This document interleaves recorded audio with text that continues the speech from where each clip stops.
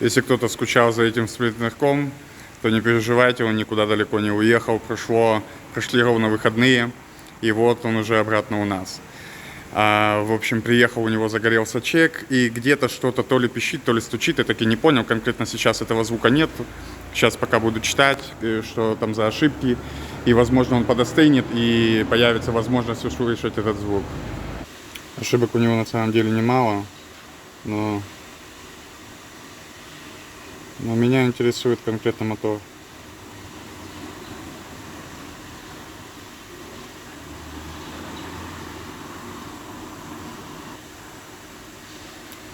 Вот что за ошибка, сейчас буду смотреть, переводить.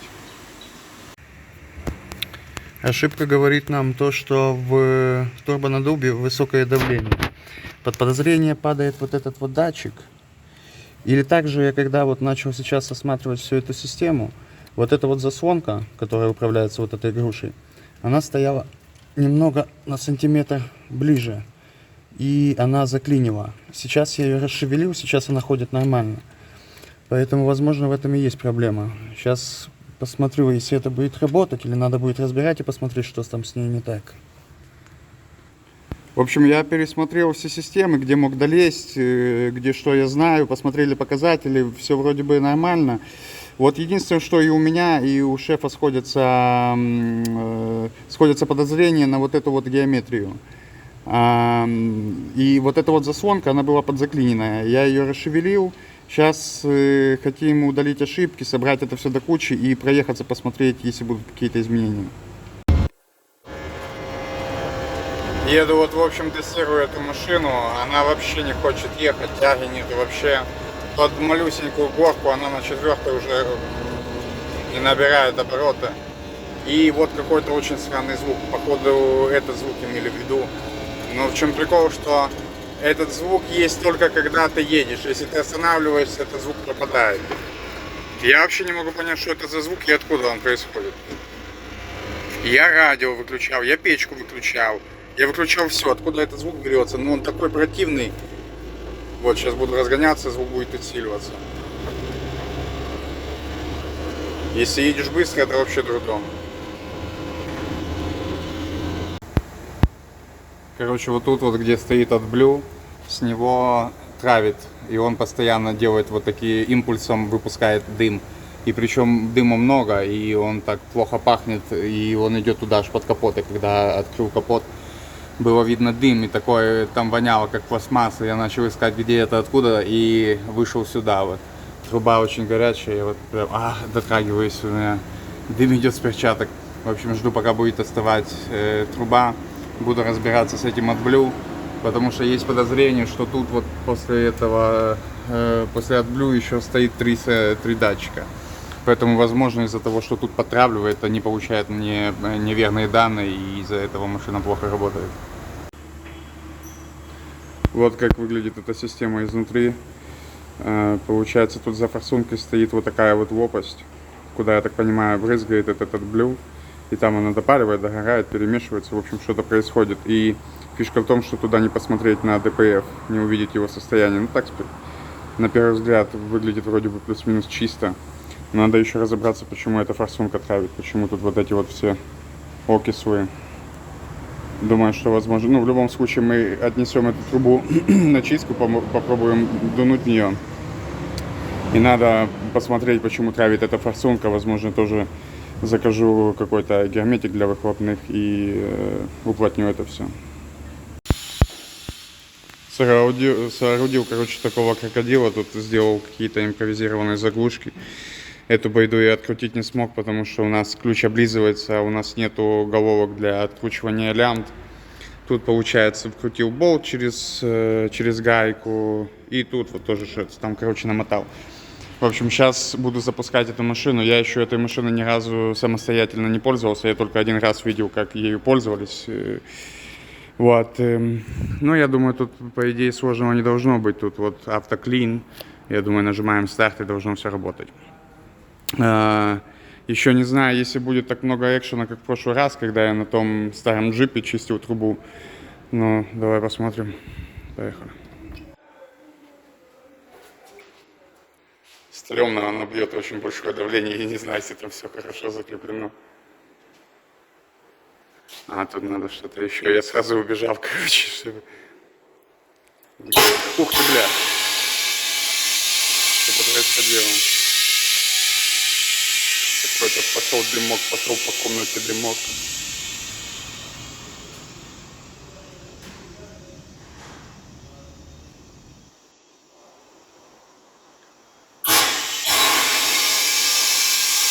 Ну, не, это очко. Эта труба более-менее чистая, или, возможно, из-за этого и турбинки внутри, ну, не турбинки, а этой области статичной. Возможно, из-за этого оно так сильно не добивает. Но когда мы чистили на этом джипе, короче, на этом касселе старом, тут дым стоял просто, это сажа, он туда аж до этих ворот, я не знаю, там около 30 метров расстояния, все это черное в дыму, в саже это стояло. В общем, оно будет гонять вот так вот по трубе этот воздух, потом будет еще давать и воду, но интересного, в принципе, уже снимать нечего. И вода с самого начала уже чистенькая. В прошлый раз мы литров 30, наверное, прокачали воды через всю трубу, чтобы она, и то даже она не была такой. Короче, шефа на месте нету, чтобы заказать этот герметик, потому что у нас такого нету. И дело в том, что я им показываю, как он выглядит. Они вообще, я так понимаю, первый раз видят такие технологии. И неохота терять время. Вот нашел такое колечко медное. Сейчас попробую, если хомут будет зажимать это все, попробую оставить это колечко. Мне не нравится эта идея, но просто торчать тут, втыкать, пока кто-то куда-то явится, расшевелится, тоже неохота. Так, ну пока что вроде бы нигде ничего не травит, поэтому, возможно, даже эта система с этой медной шайбочкой и рабочая. Но на самом деле надо прогреть машину немного, поэтому поеду сейчас покатаюсь, попрогреваю, потом посмотрим. В общем, нет, чудо не случилось. Это колечко медное особо там так ничего не держит. Тут вот видно, идет оттуда дымок, поэтому надо это все делать по-нормальному, как я хотел изначально, с этим герметиком. И также мощности нету, турбина не дует вообще. То есть нету никаких признаков, что этот двигатель турбированный. В общем, я как и изначально склоняюсь к тому, что проблема вот в этой заслонке. Она горячая, сильно так показать не могу. Но, в общем, я думаю, что проблема в этой заслонке. Я думаю, что это все надо снимать, смотреть, проверять, опрессовывать, ремонтировать. В общем, я думаю, что проблема где-то тут вот механические.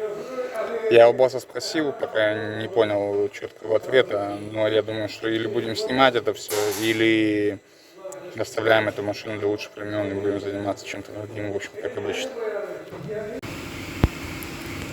В общем, удалось выяснить такую деталь, что все это время я искал, почему у машины нету мощностей, а ребята, я так понял, искали, почему, откуда этот звук происходит. И выяснили, в общем, что сломана раздатка или что-то внутри раздатки. В общем, сказали, что все ставим обратно, все опускаем и типа завязываем с этой машиной.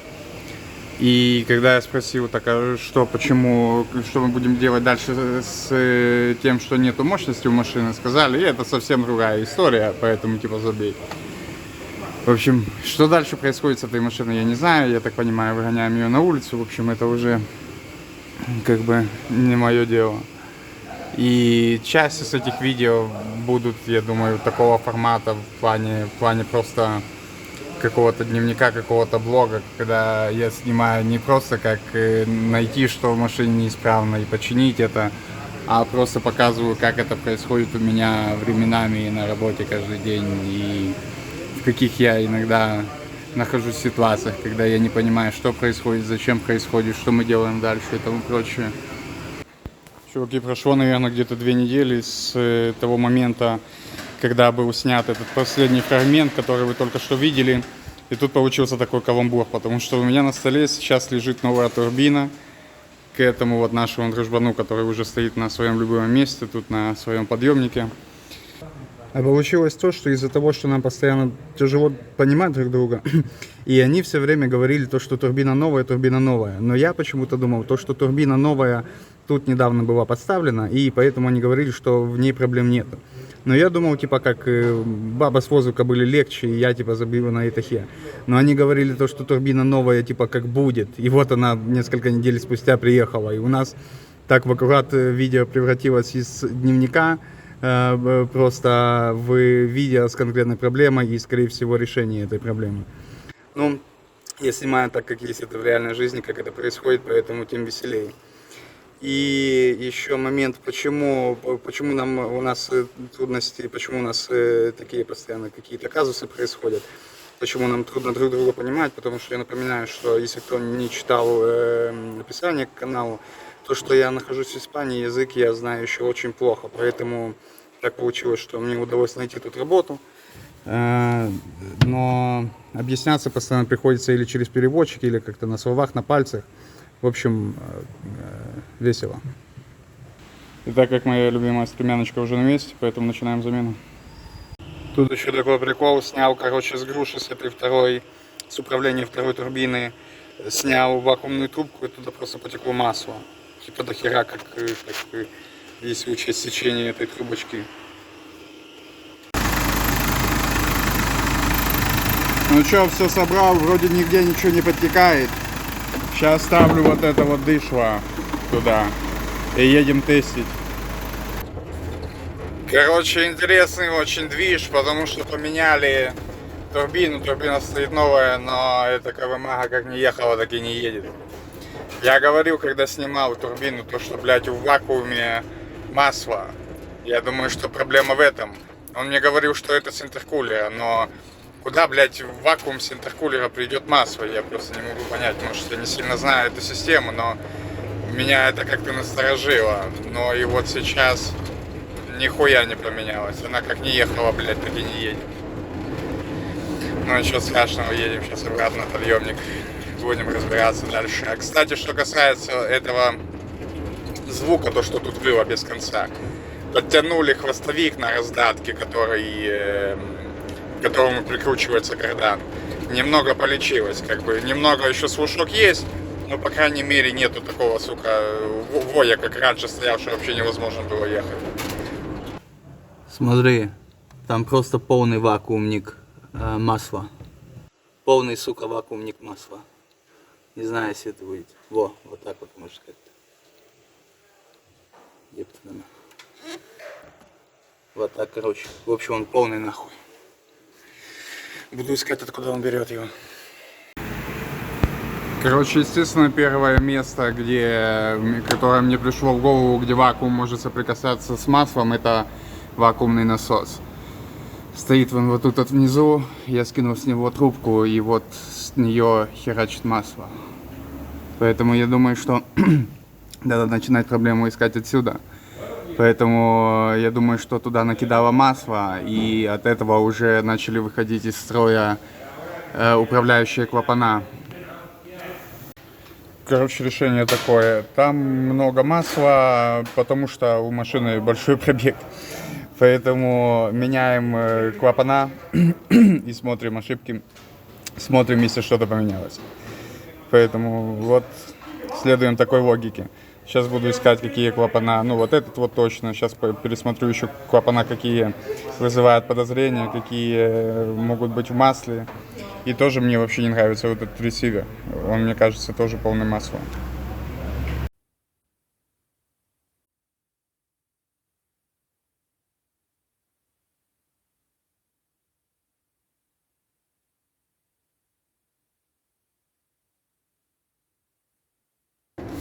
Че, короче, поменял такой датчик, такой клапан, который был в масле, и изменений никаких абсолютно.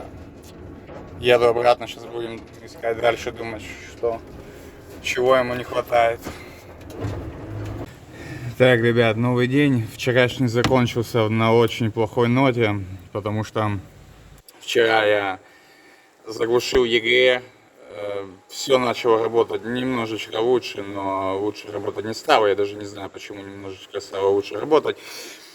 Но фишка в том, что я вчера был очень злой, потому что надо было лезть туда в самую жопу, откручивать это с той стороны, и с этой стороны не открутить, потому что у меня нету инструмента, все приходится импровизировать, чем это откручивать. И я вчера себе очень жестко пораздирал руки вот об эти трубы, об всю эту движуху. У меня болит живот, потому что все время мне надо работать вот на этой стремянке, вот тут вот лежать на этом бачке животом, грудью и всем остальным.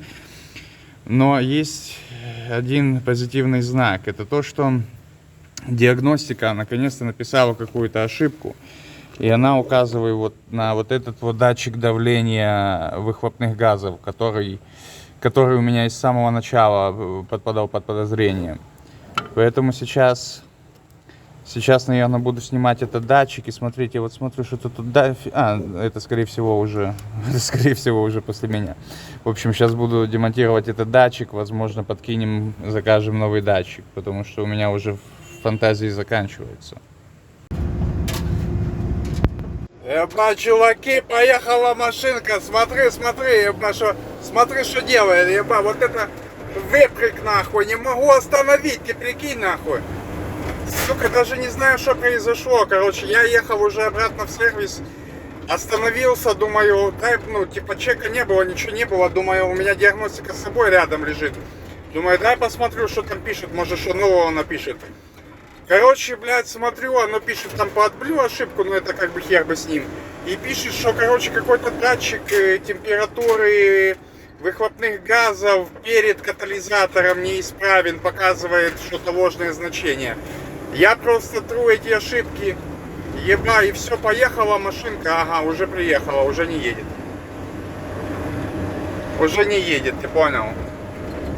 Бля, в общем, где-то что-то там не то, но фишка в том, что уже ближе, уже теплее, уже где-то мы движемся в правильном направлении, заебись. В общем, чуваки, сыпало, оно всякие разные ошибки, и последняя ошибка, которая постоянно была, это давление, разное давление, типа перед и в конце катализатора. Вот, чистишь ее, машина едет, проезжаешь там, я не знаю, 200 метров, опять загорается. И, в общем, я заехал на подъемник еще раз, поднял машину, чтобы посмотреть, что там к чему. И, в общем, не судите строго, но я забыл, когда я снимал ЭПФ и чистил его, я забыл прикрутить одну нюхалку. В общем, я ее прикрутил, и сейчас я еду, и машина едет просто заебись. Чарлик просто, блядь, ожил нахуй. Его просто не остановить, ему похую. За ветром или против ветра он едет. Так что, короче, наконец-то эта ебучая машина уедет от меня аж, может, на целых 2 дня. К тому времени, когда она, блядь, вернется, когда они обнаружат, что у них пиздячит вода из помпы. И встретимся мы с этим ебаным металлоломом скоро снова. Я в этом абсолютно уверен. Ну, а в целом, с того момента, как эта машина первый раз попала ко мне, я уверен, что чуваки, которые ездят, водителя на этой машине, ну, у которых там несколько машин, они по-любому плевались на эту машину и не хотели брать ее, хотели ехать на какой-то другой. Но сейчас, после того, как эта машина побывала в моих руках, сейчас она уже плюс-минус похожа на машину. Сейчас тут хорошее сцепление, заебись дует турбина, двигатель летит, блядь, звука лишнего нету. Поэтому еще придется чувакам поскидываться на УЕФА, чтобы, блядь, заслужить ездить на этой машине.